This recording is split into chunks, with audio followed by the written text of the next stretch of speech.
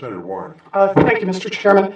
Now, Mr. Muniz, at this point, Betsy DeVos isn't really even trying to hide the fact that she's giving her friends at student loan companies and the for-profit student loan companies and colleges pretty much anything on their wish list.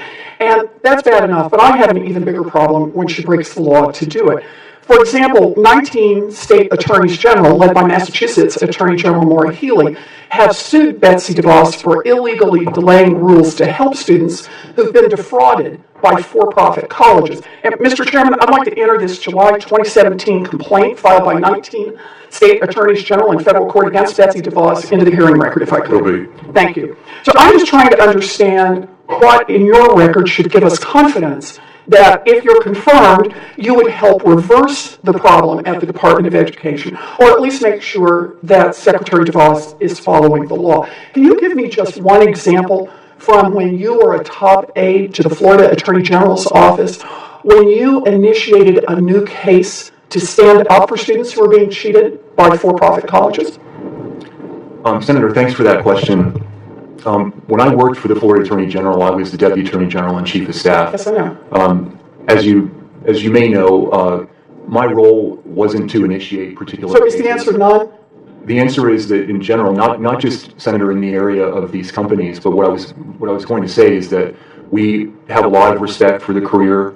So is the answer none? We have a lot of respect for the career. Let the witness answer the question, please. All right, wait, I'm going to run out of time here, Mr. Chairman. This is not a... But still, I'm going to insist that the Fair witness enough. be allowed Fair to enough. answer the question. You can have additional time if you'd like to. Senator, I'll be brief. We have a lot of respect for the career attorneys in our office. Consumer protection is something that is largely driven by our career employees. And I can assure you that when I was there, the cases that you're asking about in this industry I did not handle those or oversee those or have any involvement with those that was any different from the way that I would have treated anything else that we worked on in that office. All right, so I'll just point out, this is not a new question. I asked you this a week ago when you were in my office. I asked you specifically, do you have one example that you can just give me where you stood up and you said, here's some evidence that came to us, and we're going to use that evidence to go after one of the for-profit colleges. I asked you for the example and made it pretty clear I was going to ask you here again in public. And what I'm hearing is no, you don't have any. As Senator Franken pointed out, we know that once your boss got a $25,000 political donation from Donald Trump, you didn't join the other states that were suing Trump University for cheating students, and you didn't join the other states in going after Bridgepoint University for cheating students after that for-profit college set up a private meeting with your boss. And I think this is important because Betsy DeVos has filled the education department with for-profit college hacks, including a former Bridgepoint executive and another administrator of for-profit colleges who's now in charge of policing sham colleges. So it looks like, from the point of view of the Department of Education, these for-profit colleges can just go right on cheating students, and so can the student loan companies. Betsy DeVos recently terminated the department's partnership with the Consumer Financial Protection Bureau. So I want to understand if you're going to help shield these companies from accountability, or if you'll at least get out of the way when other agencies are trying to take steps to protect students.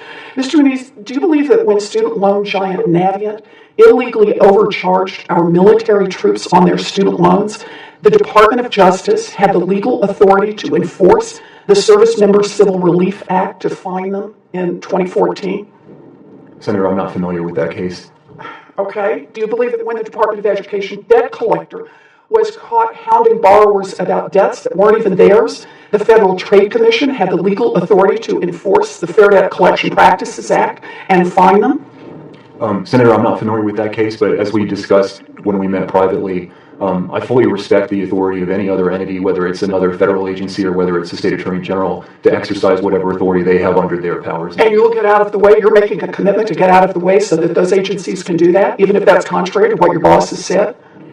Senator, if I'm confirmed, my focus is going to be to advise the Secretary on what the Department of Education can and can't do. Obviously, part of that may sometimes involve advising about jurisdictional issues between... Well, let me ask you one more jurisdictional issue. I'm trying to keep my time short. I don't want to cut him off.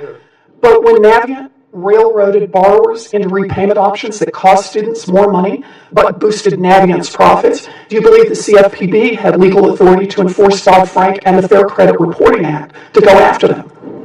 Senator, I don't have a view on other agencies and what their authority is. Look, I'll just quit on this because this is really frustrating.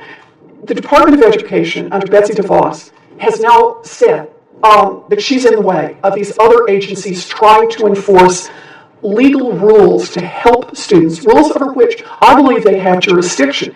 This has been all over the news. You've been nominated to be the lead counsel here. And the idea that you haven't even looked into the question of whether these three other agencies, the Department of Justice, the FTC, and the CFPB, do, in fact, in cases that have actually come up in very recent history, have legal jurisdiction to go forward. I think it's a fair question to ask you. Do you think they have jurisdiction? And if you don't have an opinion on that, I'm sorry, but you just sound like a guy who's going to say whatever Betsy DeVos wants me to say. I promise I'll sit down and do that. I appreciate the extra time, Mr. Chairman. Thank you, Senator Warren. I want to thank the